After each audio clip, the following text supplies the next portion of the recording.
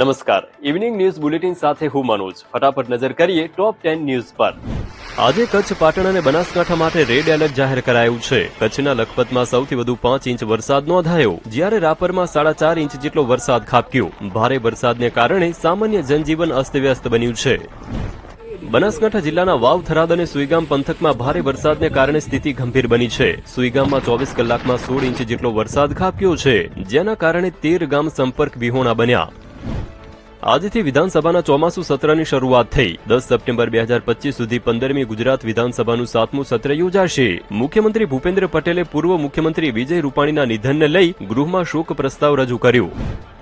વડાપ્રધાન નરેન્દ્ર મોદીની માથા પર અપમાનજનક ટિપ્પણી કરવા મુદ્દે અમદાવાદ, સુરત, રાજકોટ, વડોદરા અને છોટાઉદેપુર સહિતના જિલ્લાઓમાં ભાજપ દ્વારા વિરોધ પ્રદર્શન કરવામાં આવ્યું. મહિલા કાર્યકરોએ રાહુલ ગાંધી હાય હાયના નારા લગાવ્યા.